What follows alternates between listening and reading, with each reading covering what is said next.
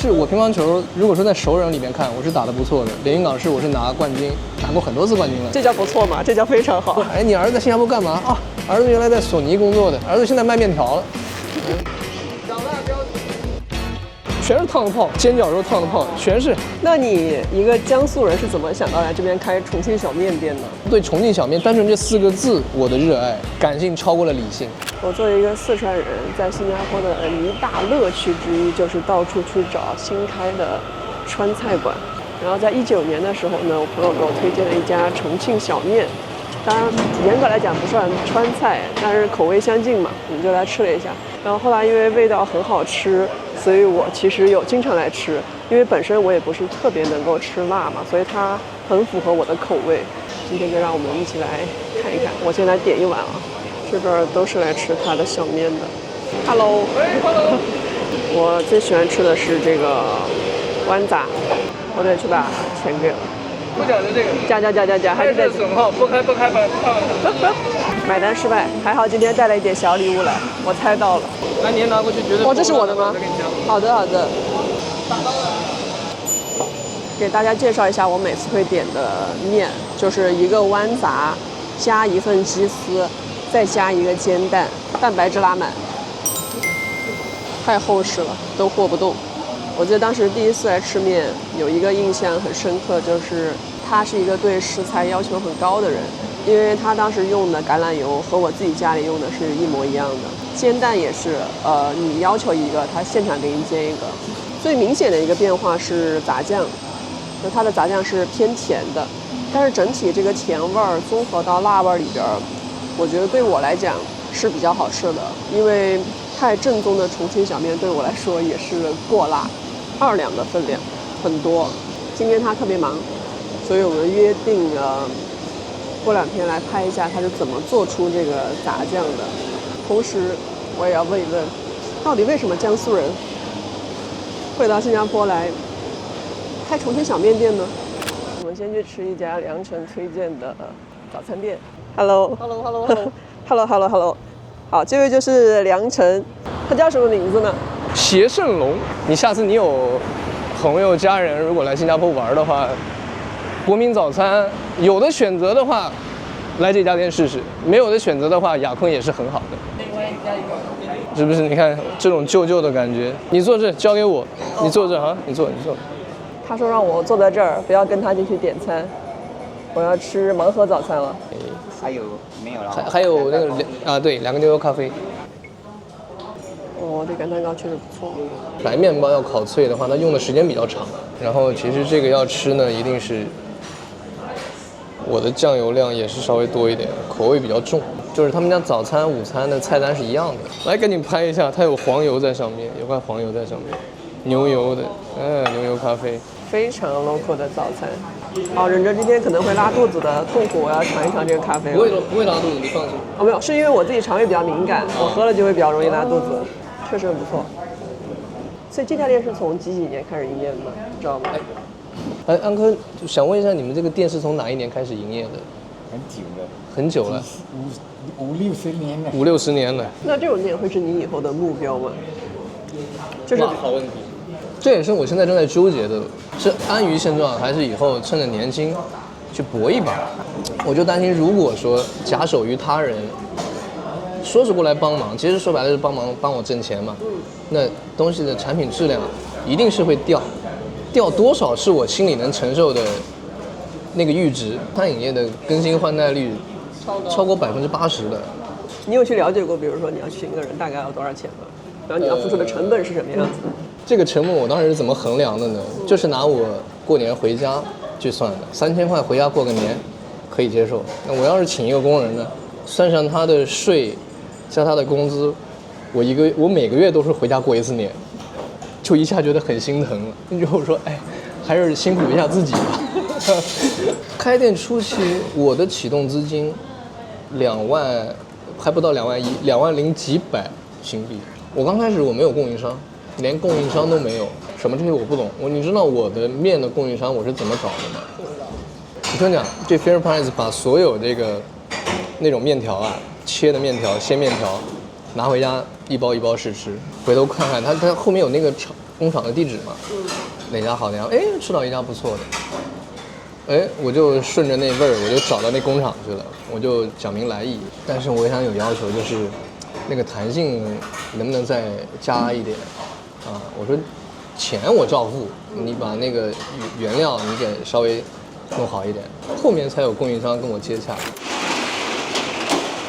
这种就是你一看就没找装修队，全自己搞的。你每次会炒多少呢？多少斤呢？14到16公斤。再多的话，那个你等一下看就知道，就漫出来了。第一次来吃的时候你的样子是吗？我还记得，就这个样子。对，那个，你知道为什么那个时候我弄成这个发型吗？有一个客人在我这儿吃出来一根头发，然后但是我剃完圆寸之后，我才反应过来，其实那根头发大概率可能不是我的，我没有那么长的头发。从立出来到可以开煮，需要大概半个小时左右。弄着弄着，突然有客人过来，你得照做呀，然后他再跟你点，然后那个锅上来，煎完鸡蛋之后，鸡蛋放这边，锅贴再接着煮。火开的时候，哪个地方是安全区，哪个地方是非安全区，都要靠自己在经过无数次烫手之后，你才知道。这种还不是被火烧到，硬生生烫的，烫歪了。你有受过伤吗？有啊，我手上，你看我这些全是烫的泡，煎饺肉烫的泡，全是。就这种情况，我跟我爸讲，我爸说是你自己选的，我就觉得很伤心，你懂吗？就觉得很伤心，要给他先拍一拍，拍瓷实了，不然它会往下滑。哎，你这个猪肉闻起来都没什么味道，哎，是有讲究吗？有讲究，跟供应商要提要求的，坚决不要欧洲猪。爱尔兰的呀，这个欧洲那边的猪肉的话，它就是有膻味儿。阿根廷的、巴西的，这两个地方供应的猪肉比较多。这真是肉山啊！光是翻这锅肉都很需要体力。这个就属于秘密了，就不打开了。卤料是吗？对，就是其实你很难看到有几个小摊贩用李锦记，我很自豪的。我觉得我其实想把一个东西做好，成本是我第二考量的。第一件事情是先把东西做好。哦，葱的用量其实不多哎。13香大家反正吃饭都会放到，李锦记、老抽跟生抽、花雕酒。毫厘之间了，整个其实锅它是不平的，但是你要保证那头不要漏，这头也是满的，不容易啊，谁都不容易。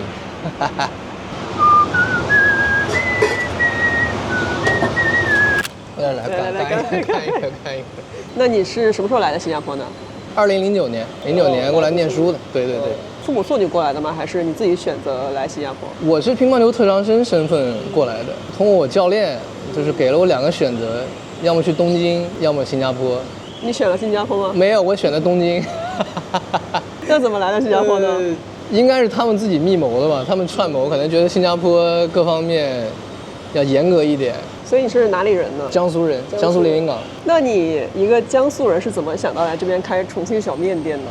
语言学校的时候，我最好的2个哥们儿，其中一个他是重庆人，假期的时候我去他那里玩，第一顿的夜宵吃的这个重庆小面，在一个那种昏暗灯光下的一个平板车上，哎呀，我说太好吃了这东西。我那时候跟他开玩笑，我说我以后我要学了之后，我带回新加坡去，自己馋了自己做给自己吃嘛。体育特长生招进来之后嘛，然后读了书，然后后边是做了什么工作呢？原来在电视台，索尼影音旗下的，我们是做这个卫星中转信号这一块的。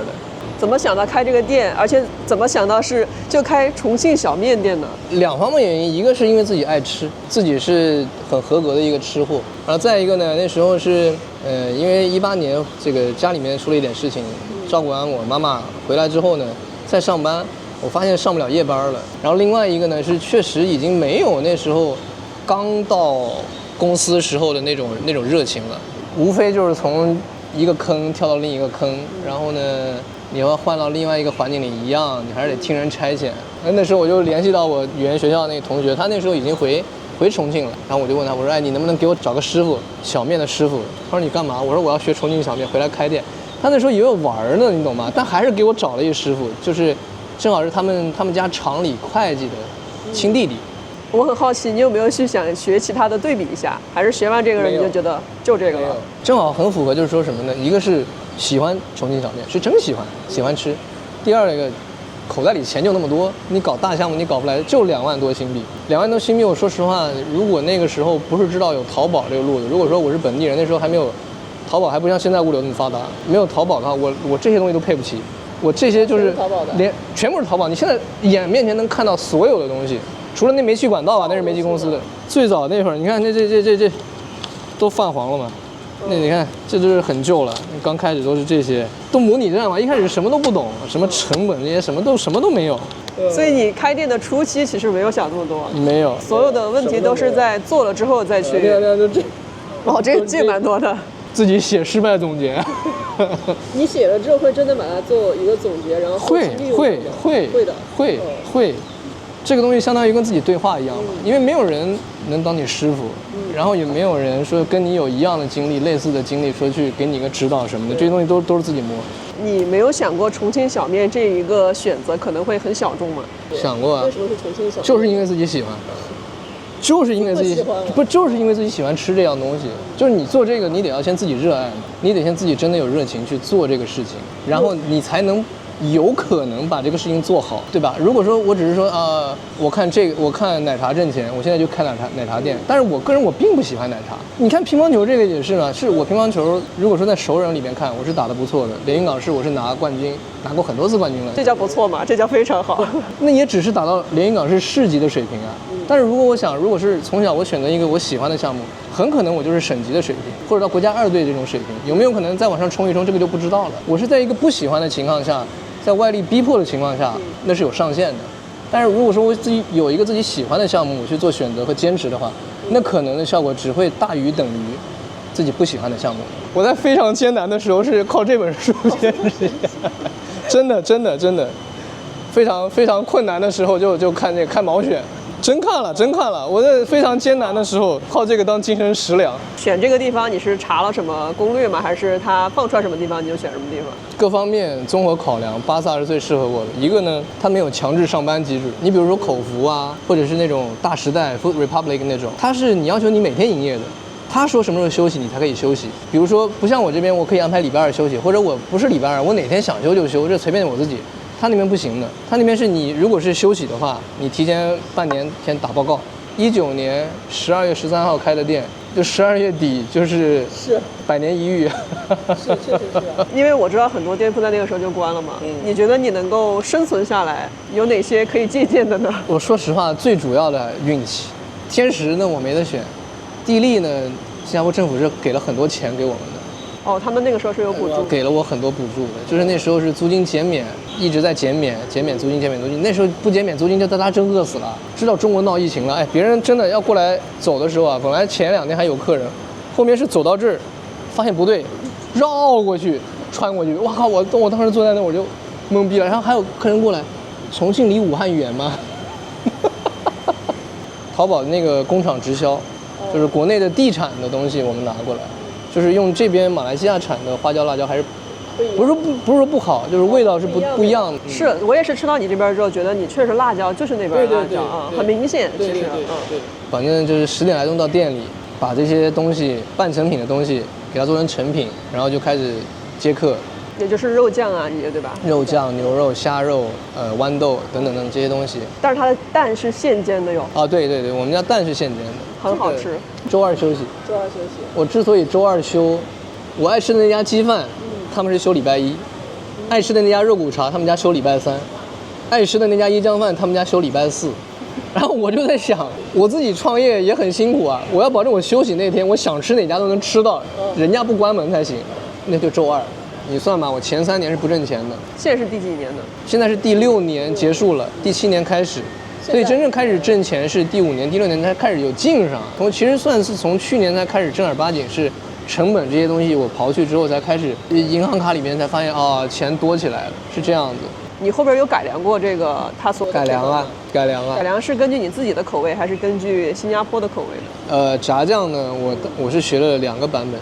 我妈在家的时候教过我，她的方法做的炸酱。江苏的口味相对来说还是偏甜一点，在重庆学的呢，就是偏咸口的，偏咸鲜口的。但是你用重庆的浇头、臊子那个味道放到本地的话，走不通这个路子。是，本地人是不能接受的，因为本地人首先要求是安全健康，其次才是这个东西是不是足够好吃，这个是本地人的考量来的。你有些东西你再好吃，如果说重油、重咸、重辣，本地人他其实是会比较忌惮这个东西的，会影响到健康嘛，所以那得要做一定程度的让步嘛，得要把从重庆学的做臊子的那个口味给它变一变，慢慢变来变，哎，我发现其实这不就是我妈当年做炸酱的那个口感，反而是更适合本地客人，所以那就 OK 了，后面直接大刀阔斧改，我只留汤的底料那个是用重庆的配方。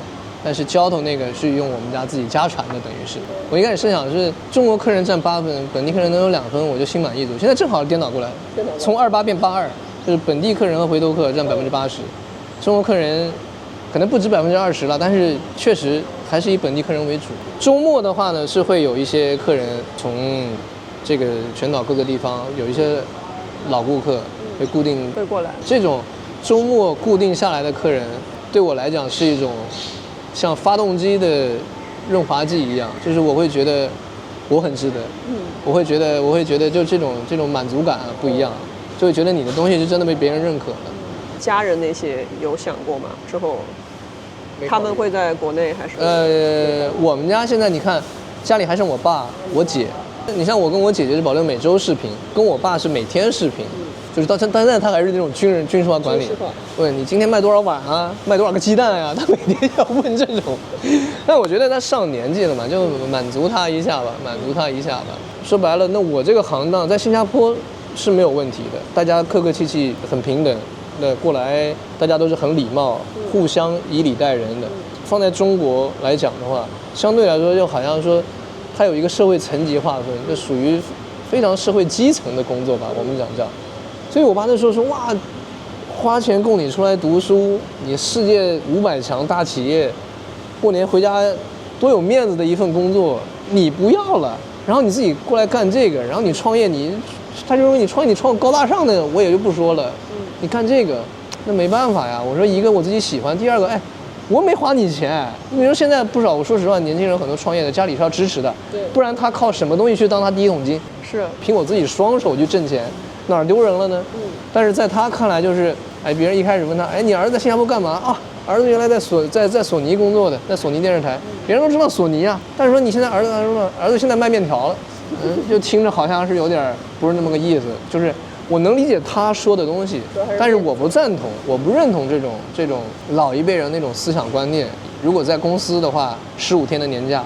你有没有必要为了那15天，你去牺牲你剩下的350天的生命？你这350天工作，在工作环境中开心的有多少天，憋屈有多少天？你如果用这个东西你拿去，这个没有办法用价值去衡量的。因为之前看的一句话说的很对，就是说工资它不是用来买我工作能力和时间的，是来买我的委屈的。我创业前期他是瞧不上我这个行当的，一直到他看到我这个店确实有一点名气了，包括我给他看我谷歌的评分啊。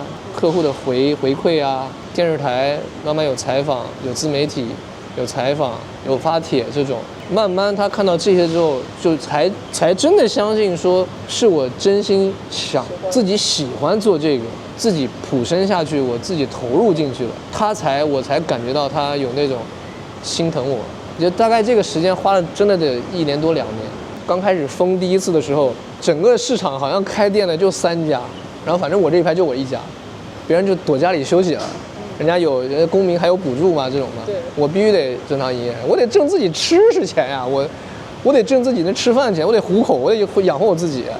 就是那时候我觉得超级崩溃。还有那种就是我真的在这边一天10几个小时，最夸张一天就卖9碗面，就疫情期间一天等了来9个打包的，受再大打击，我一觉睡醒，我相信明年会更好，就这种信念支撑着我。如果再给你一次机会，就是到现在的你回到那个时候去，你会再开这个店吗？可能不会。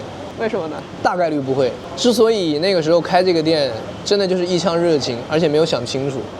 真的，我跟你讲，人要想创业啊，很重要，必须要不清不楚，就是干中学。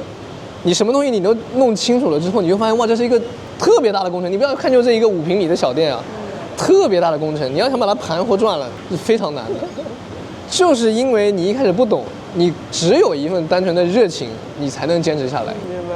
但是你回头看，我发现哇，这跟想象中不一样。我刚开始干1个礼拜的时候，我就发现跟想象中不一样。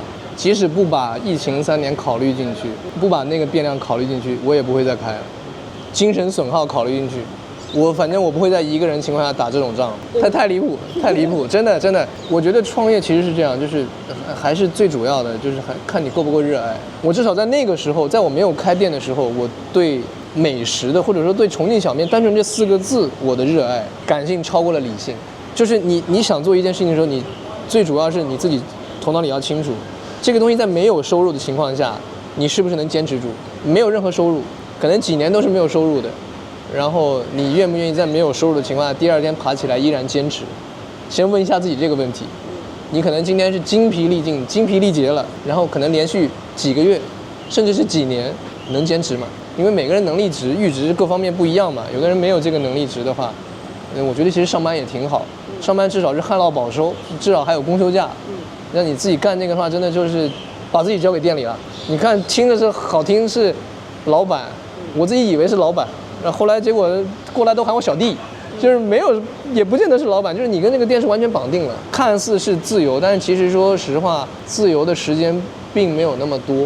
哇，不会是我客人吧？没有哎，今天休息，不好意思。啊，对。啊，谢谢你，谢谢你。谢谢，不好意思。也有来过啊。谢谢。那这边今天和明天休息。哦。对，不好意思啊。可以。挺好的。谢谢。整2个多小时啊。哇哦。好香啊！能闻到味道哈？其实我觉得餐饮这个东西呢，也大道至简，就是肉好、酱料好，会差的概率就不大。洗锅也是个大工程吧？还好洗锅很快，我现在这些东西对我来说已经手到擒来了。这一共多少？正常要16公斤的话，如果按碗来算的话，就是只是炸酱的话，也就是个100碗左右，给肉量算很高了。